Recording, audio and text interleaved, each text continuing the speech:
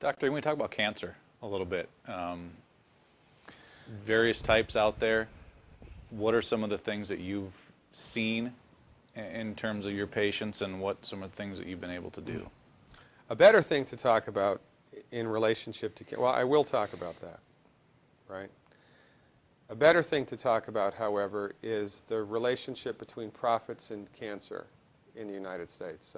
There was a study that was published, I believe it was in 1994. It was a 12-year program, 12-year study. They looked at adults who had developed cancer as an adult, not childhood cancer, but adult cancer, right? And this is the main types of cancer that we get here in the United States.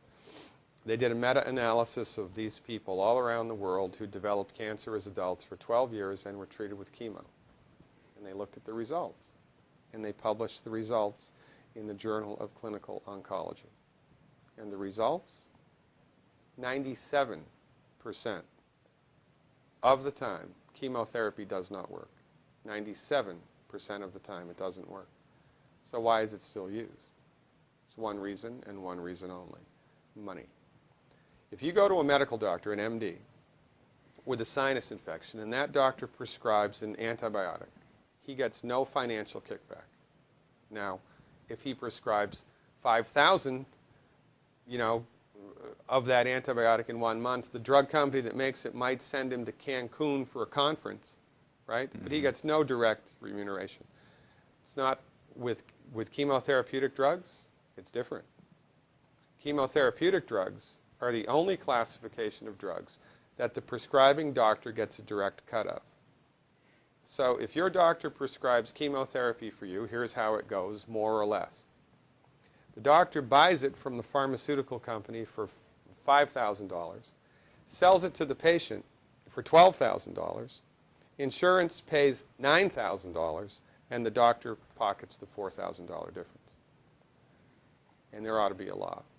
The only reason chemotherapy is used is because doctors make money from it. Period. It doesn't work 97% of the time. If Ford Motor Company made an automobile that exploded 97% of the time, would they still be in business? No.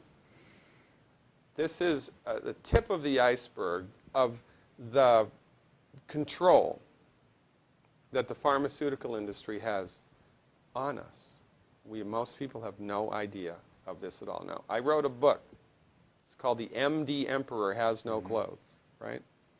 In my book, I have a bulleted list of 10 questions that every cancer patient should ask their doctor. 10 questions.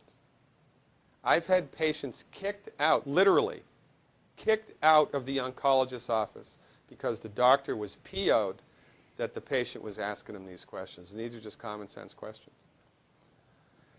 Cancer treatment in the United States, we have lost the war on cancer. We have lost the war on cancer. Why? Because cancer is not a reductionistic phenomenon. Cancer is a holistic phenomenon.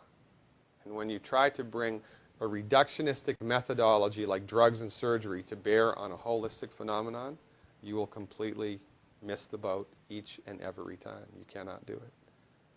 Medical doctors are like colorblind art critics. They can see that that's a boat. They can see the black and white outline, but they're completely blind to all of the colors and textures that make up the substance of the thing. It's no difference with cancer. The reason that people get cancer in the United States and the reason that we have completely lousy outcomes is because medical doctors are driving the research bus. When women get together and do a 5K run for breast cancer, all of that money, do you think any of that money goes to nutritional research? Do you think any of that money goes to homeopathic research or acupuncture or traditional Chinese medicine or naturopathic research? No. All of it goes to drugs and surgery, which do not work. Now, why aren't those women running for selenium? If every girl in this country took 200 micrograms of selenium, in one generation we'd eliminate breast cancer by 82%. That's a big number. Why aren't we doing that? Because medicine in the United States is a for-profit industry, and most people are completely unaware of this. And most people bow down to the altar of MD-directed high-tech medicine at their own demise.